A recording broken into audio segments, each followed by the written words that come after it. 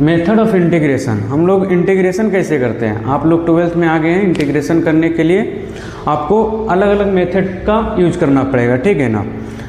क्या है मेथड, पहला क्या है कि मेथड ऑफ ट्रांसफॉर्मेशन, किसी भी चीज़ का ट्रांसफर करके हम लोग उसका इंटीग्रेट करते हैं, ठीक है ना। फिर आता है मेथड ऑफ सब्स्टिट्यूशन, थर्ड आता है मेथड ऑफ पार्ट्स रूल, ठीक है ना। मेथड ऑफ पार्शियल फ्रैक्शन, हम लोग अभी सेकंड पार्ट पे चलते हैं, मेथड ऑफ सब्स्टिट्यूशन, ठीक है ना। सब्स्टिट्यूशन मेथड से हम लोग आगे बढ़ते हैं, उसके बाद हम लोग ट्रांसफॉर्मेशन पे चलेंगे, फिर पार्ट्स रूल पे चलेंगे, पार्शियल पे चलेंगे। आपको पहले मैं सब्स्टिट्यूशन मेथड बता देता हूँ कि क्या होता है, ठीक है ना।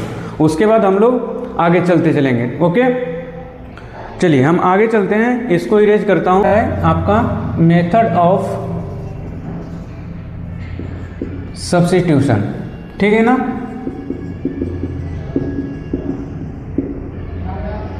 इसमें करना क्या है, इंटीग्रेशन आपको दिया रहेगा, ठीक है ना। Integration of f dash x and f x D x, ठीक है ना।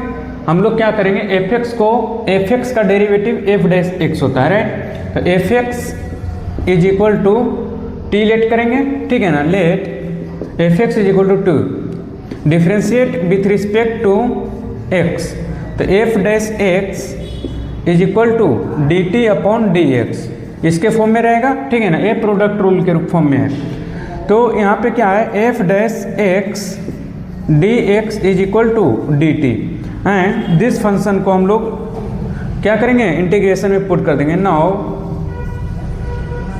F dash x D X, sorry F x D X, right. F dash X into D x is equal to D T, तो हम यहाँ से put कर देंगे, इसका वैल्यू क्या है, टी डी टी, एंड इसका फिर इंटीग्रेशन, टी का इंटीग्रेशन हम लोग जानते हैं, टी स्क्वायर अपॉन 2 प्लस सी।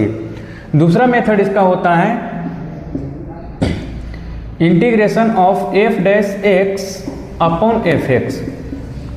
ध्यान रखिएगा, ए क्या है, प्रोडक्ट रूल है, ए कोसेंट रूल आपका हो जाता है, ठीक है ना।